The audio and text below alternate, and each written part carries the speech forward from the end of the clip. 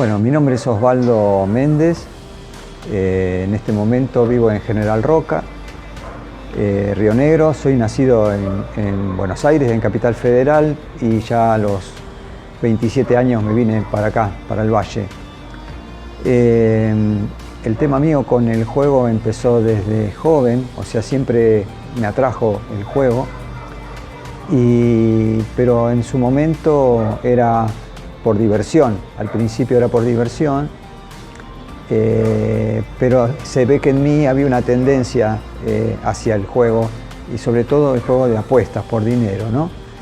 Ya con el paso del tiempo y con distintas situaciones de la vida, cada vez ya más de adulto, empecé a tener más inclinación hacia el juego, lo cual se hizo en mí una necesidad de estar jugando todo el tiempo, apostando dinero, y lo cual me llevó a tener situaciones problemáticas con mi pareja, con el trabajo y con las finanzas. Todos estos problemas se fueron agravando en el tiempo hasta llegar a un límite donde por suerte pude tomar la determinación de dejar de jugar. Pero para esto ya el daño hecho a otras personas, a mí mismo, en mi salud y en mis finanzas era bastante grave. Pero en cierta forma yo agradezco que me haya pasado eso, porque quizás si no hubiera tocado ese fondo no hubiera salido de la adicción.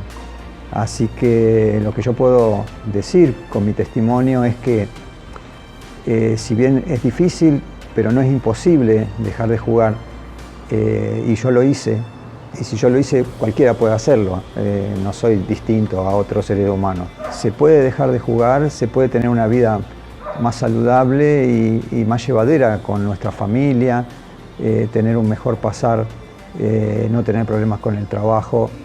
Y bueno, en esta etapa de mi vida, yo ya estoy jubilado, mi disposición es ayudar a otras personas a que puedan salir de esto, así que he puesto mi disposición en este tema también.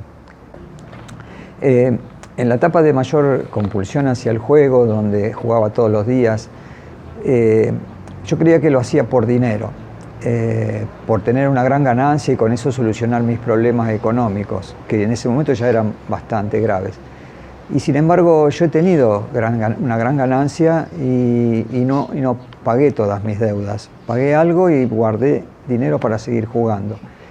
En cierta forma yo esto lo entendí en el tiempo, después que dejé de jugar, de que en realidad no era el dinero lo que me llevaba al juego, sino que eran otras cosas. En realidad yo entendí que tenía como un vacío espiritual que me llevaba a llenarlo con el juego.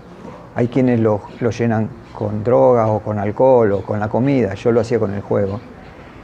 Y a lo largo de esos años yo me he separado un par de veces, y quizás lo que más uno,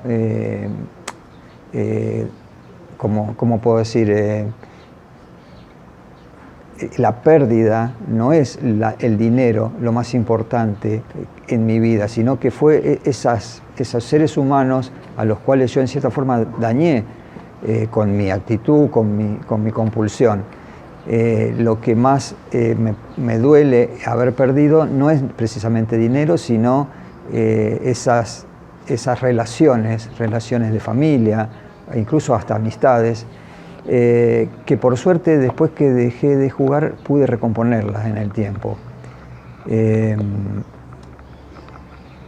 A veces no se puede recomponer esas cosas. Yo agradezco que las pude recomponer.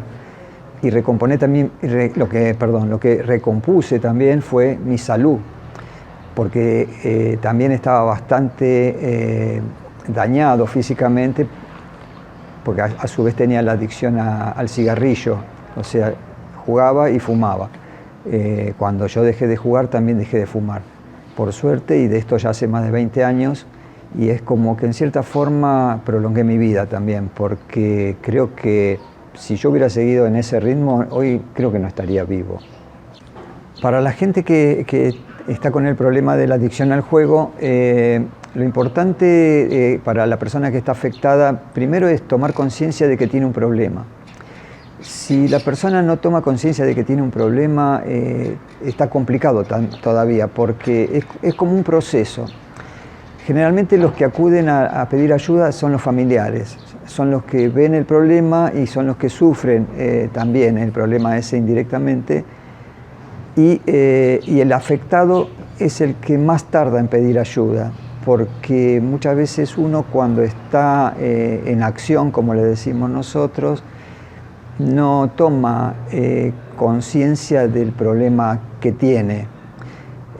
Lo empieza a tomar cuando empieza a tener problemas, ya te decía, graves de familia, cuestionamientos de la familia, o pueden tener problemas con el trabajo y sobre todo con el dinero. O sea, llegar a un punto de no tener nunca dinero y tener que pedir prestado de donde sea y entrar en préstamos sobre préstamos, y bueno, es una bola de nieve eso. El consejo es, para aquellos que tienen el problema, que cuando puedan tener ese destello de conciencia de que están en un problema grave, que pidan ayuda. Lo más difícil es llegar a pedir ayuda, porque en realidad cuando uno pide ayuda es cuando tomó real conciencia del problema que tiene. Muchas veces uno va a hacer alguna consulta porque la familia se lo pide, pero no porque uno haya tomado la decisión. Lo importante es que el afectado tome la decisión por sí mismo, y ese es el momento, Así que bueno, ese sería el consejo, ¿no? Pedir ayuda. Es como bajar esa soberbia, tener esa humildad de decir, tengo un problema y necesito ayuda. Yo empecé a jugar desde joven por dinero, pero en ese momento era una diversión. Después se fue convirtiendo en una adicción, y cada vez ya en el último tiempo, antes de que yo dejara, era de jugar todos los días por dinero y conseguir dinero para jugar, de donde sea. Ya en ese tiempo yo ya me daba cuenta de que tenía un problema, pero en realidad no lo podía manejar. Ni siquiera mi familia de ese momento, que trataba de ayudarme llevándome a profesionales o distintas alternativas, podía hacerlo. El tema es que yo no tomaba la decisión por mi cuenta de dejar de jugar. O sea, hay un punto en que uno se da cuenta que tiene un problema, porque se da cuenta por la cantidad de situaciones que le van ocurriendo. O sea, problemas con la familia, problemas con el dinero, problemas con el trabajo. Entonces ahí uno sí se da cuenta de que tiene un problema. El tema, darse cuenta, no alcanza. El darse cuenta es un primer paso importante. Tal es así que el primer paso en los grupos de recuperación de los 12 pasos de Jugadores Anónimos, el primer paso es darse cuenta de que tenemos un problema y que no lo podemos manejar por nosotros mismos. Así que todos los que tienen un problema de juego, en algún punto se dan cuenta de que tienen el problema. El tema es cómo seguimos después. Por eso es que es tan importante todos los programas de prevención y de recuperación de adicciones que se puedan ofrecer a los que están con esta problemática. El jugador compulsivo en general es un jugador solitario, porque precisamente no le interesa que los otros se enteren de que uno tiene un problema, y tampoco le importa tener a alguien al lado que lo moleste en el juego. O sea, uno quiere jugar libremente, entonces maneja los tiempos, va cuando quiere, no necesita que lo acompañe nadie, y eso nos convierte en solitarios. Somos solitarios cuando jugamos. Hoy se da algo distinto. Yo he visto que hoy hay muchas mujeres que van a jugar, juegan quizás más mujeres que hombres. En la época que yo empecé era al revés, eran más los hombres que las mujeres. Hoy hay muchas mujeres y mujeres grandes. Y en ese caso yo he visto que por ahí van en grupos y sus salidas es ir a jugar al casino. En el caso mío, cuando yo lo hacía totalmente solo. Una de las definiciones de la adicción al juego, en este caso, es la falta del control del manejo del tiempo y del dinero. Precisamente esa es la definición. O sea, cuando uno es un jugador compulsivo, cuando dedica o demasiado tiempo o demasiado dinero en el juego. Para un adicto es imposible jugar responsablemente porque precisamente no tiene ese control sobre el tiempo y el dinero, es imposible. Eso lo puede hacer la gente que no es adicta al juego, gente que van un rato a divertirse al casino, que llevan determinada cantidad de dinero y si la pierden no juegan más. En cambio, en el caso del jugador compulsivo, yo relato cuál era el caso mío, yo jugaba hasta que no quedaba un peso más en el cajero. Este es el problema del jugador compulsivo, es imposible de que pueda jugar responsablemente. Tal es así que hoy por hoy los casinos tienen un listado de gente que va y se anota para que se excluye voluntariamente, para que no lo dejen entrar. O sea, hasta ese punto se ha llegado donde uno mismo cuando ve el nivel de dificultad que tiene para manejar esto, les dice, no me dejen entrar. Así que yo creo que jugar responsablemente lo puede hacer, repito, aquellas personas que no son adictos al juego. Jugar responsablemente para el que no es adicto al juego es mucho más fácil, porque ellos sí pueden manejar eso responsablemente, manejando su tiempo y su dinero. Lo pueden hacer porque no tienen el problema. Es lo mismo que, por ejemplo, en el caso mío, a mí no me gusta el alcohol. O sea, a mí no me tienen que decir, usted tome responsablemente, porque yo ya lo hago de por sí. O sea, no necesito eso. El tema del jugador compulsivo lo que necesita es esto que yo decía antes, estos lugares de contención y con programas de prevención y de recuperación a ese problema. El resto es para aquellos que no tienen el problema. Entonces, vamos a crear el eslogan. O sea, el jugador, si sos jugador... Yo lo tengo que crear, te digo. No, te pasa nada. Si sos un jugador compulsivo, no podés jugar responsable, no podés ser responsable, ¿verdad? Es imposible. No, imposible. Es lo que decía antes, o sea, yo lo hice al revés. Sí. O sea, yo ahí digo, el jugador compulsivo no tiene capacidad de manejar su tiempo y su dinero. ¿Eso me lo repetís? Sí, sí. Listo, acá, vamos. El jugador compulsivo no tiene esa capacidad de manejar el tiempo y el dinero como lo tienen las personas que no tienen el problema de adicción al juego. Por eso que el juego responsable solamente lo pueden hacer aquellos que no son adictos al juego. El que es adicto al juego es imposible que pueda jugar responsablemente, precisamente porque no tiene control del tiempo que invierte y del dinero que invierte en la adicción. El jugador compulsivo no puede jugar para divertirse, o sea, al no tener manejo de eso, del tiempo ni del dinero que estás gastando, no te estás divirtiendo. O sea, llega un punto en que ya no es más diversión. ¿Cómo entras en la adicción? ¿En qué punto? ¿O depende de las personas? Yo creo que todos tenemos una predisposición, ya venimos con una predisposición hacia algo, ¿no? No sé si es genético, puede ser genético, también tiene que ver con el ámbito en el que vos te creciste y te desarrollaste. O sea, en el caso mío, por ejemplo, yo tenía unas tías que vivían con nosotros, o sea, yo vivía con mis padres y unas tías, y estas tías eran jugadoras, jugaban a la quiniela, cuando íbamos a Mar del Plata iban al casino.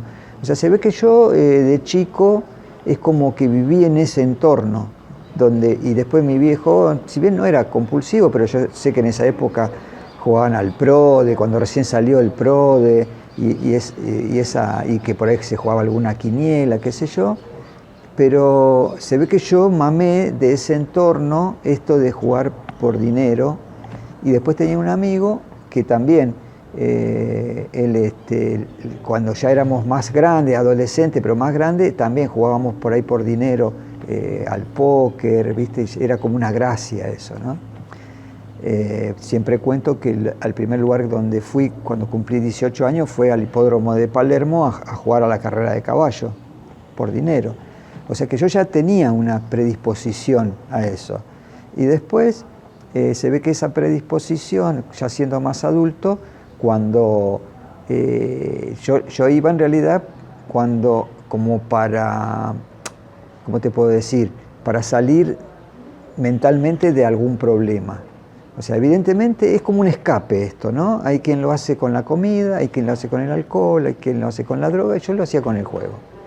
O sea, pero creo que todos tenemos como una predisposición que tenemos hacia algo. En el caso mío era el juego. Y lo importante es esto, ¿no? De llegar a un punto donde uno dice, bueno, esto me está haciendo daño. En realidad fue un poco así. Esto ya me está haciendo daño, esto me va a llevar la vida. A todo esto, deudas casi impagables, problemas con tu pareja, o sea, es como un combo, ¿no? Se junta todo en un punto donde decís, o cambio o muero, no sé, ¿viste? No hay muchas opciones. Tal es así que muchos llegan al suicidio cuando no ven salida a todo esto, ¿no? O sea, pero yo sí lo que puedo decir, y el consejo mío es que sí se puede salir. Yo estaba en una situación donde no tenía posibilidad de pagar lo que debía, donde estaba separándome de mi pareja y por suerte no perdí el trabajo, que eso me dio la posibilidad de poder después en el tiempo pagar todas esas deudas. Pero yo lo que puedo decir es que sí es posible salir de esto, pero hay que tomar la decisión. Hay que tomar la decisión y decir, bueno, ya está, hasta acá fue. Y pedir ayuda, lo que decía antes, ¿no? Pedir ayuda. Por eso, reitero, y me encanta esto de estos centros que hay acá en Río Negro, porque en un punto no sabía que existían, pero y cuando yo tenía el problema, en realidad no sabía dónde ir, porque recurría o a un psicólogo, o a un psiquiatra, hasta a un curandero fui por este tema. En realidad me llevaban en su momento, mi familia. Y después salí cuando tomé la determinación, dije, chao, esto no va más, no va más en mi vida, es una determinación. Y el juego era divertido mientras no me provocaba los problemas que comentaba antes. O sea, si yo llego todos los días tarde a mi casa y no puedo justificar por qué llego tarde, o sea, en el caso mío era, o un día se rompió el auto, otro día tenía otro problema, el auto mío se rompía muy seguido, ¿viste? Eran todas mentiras. Uno se vuelve mentiroso, manipulador, y llega un punto en que tu pareja ya se da cuenta, o sea, no es que lo podés mantener toda la vida eso, ¿viste? Vos, cuando entras en una mentira, después tenés que seguir mintiendo y sostener esa mentira y acordarte qué es lo que dijiste, ¿viste? Bueno, entonces llega un punto que empezás a tener problemas de todos lados, ¿no? Tu pareja ya no te cree, por suerte, repito, yo mi trabajo lo pude mantener, porque no se enteraban que tenía este problema, y después está el tema del dinero, o sea, no puede ser que vos ganes, ponele buen dinero y nunca tengas dinero, y para poder tapar eso tenés que estar pidiendo préstamos, y a veces préstamos, ir a lugares que no es el banco precisamente, a préstamos usureros que son carísimos, y bueno, yo llegué a un punto donde ya no podía atajar más nada, o sea, ya si atajaba de acá se me caía de acá, y bueno, y ahí todo ese cúmulo de cosas hace que uno en un momento diga, bueno, listo, ya está. O sea, se van sumando las cosas que hace que vos tomes una determinación. Y bueno, el tema del juego fue divertido mientras no tenía los problemas que te acarrea el juego compulsivo. O sea, era divertido mientras era por un tiempo determinado, era una cantidad de dinero determinada que no afectaba mi vida en general. No es que no podía o ponerle nafta al auto o comprar comida. O sea, el juego era divertido mientras no tenía los problemas que después me acarreó con mi pareja y con el banco, ¿no? Yo creo que es ahí. Por eso cuando dicen la gente que no tiene el problema de juego y que no entiende, porque la gente que no tiene problema de juego no entiende cómo uno puede hacer esto, cómo se puede jugar todo. Dice, no, yo pierdo tanto y no voy más, ponele, ¿no? O gané tanto y me fui y me compré tal cosa y me fui, ¿no?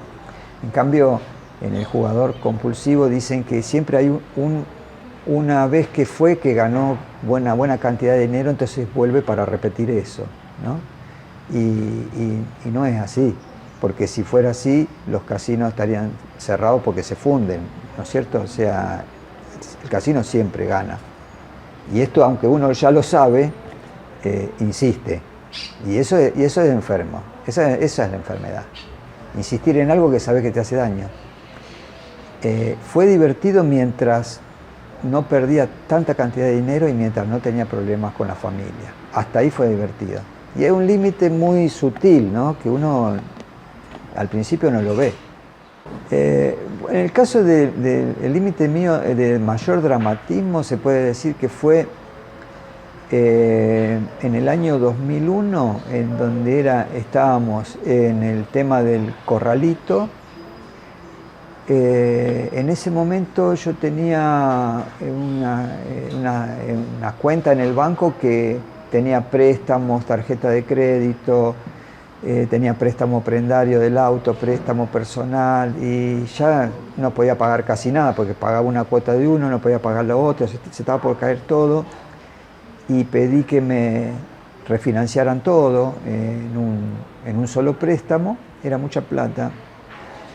Y inicialmente me dijeron que sí, y al otro día me dijeron que no me lo iban a refinanciar y que mi cuenta pasaba a legales, que me pasaba a abogados. Bueno, ahí empezó a caerse todo, porque yo no solamente que tenía eso, sino que le debía a unos usureros una plata importante, o sea que donde a mí se me caía la posibilidad de dinero, se me caía todo. Bueno, ahí donde se empezó a poner complicado. Y ese fue como el momento de inflexión, ¿no? Eso fue una de las cosas que me hizo cambiar y decir no juego más. Pero también te imaginas que el problema con la familia en ese momento fue grave, porque ir a decir me hacen un juicio en el banco, no tengo de dónde sacar dinero, el problema con mi trabajo iba a ser inevitable. Ese fue el momento de mayor dramatismo, que repito, algunos en estas situaciones han llegado a suicidarse porque no ven salida. En el caso mío, yo siempre entendí que el problema de dinero siempre es posible de solucionarse. Uno va, negocia, de última hasta el juicio, negocia cuotas a largo plazo. Lo que no es posible de solucionar son los problemas familiares, de salud y la vida. Y ahí fue donde, en ese momento de mayor dramatismo, fue una de las cosas que hicieron que yo dejara. En ese momento, para mí, era dramático, se me caía el mundo, pero yo hoy lo veo a la distancia y ya desde hace un tiempo a esta parte, y yo agradezco que me haya pasado eso. Porque si no me hubiera pasado eso y me hubieran dado ese préstamo, yo tenía cuerda para seguir. Y sin embargo eso fue como el límite, es decir, fue hasta acá. Y yo agradezco que me haya pasado eso. Eso hizo que yo tomara conciencia y que decidiera dejar de jugar.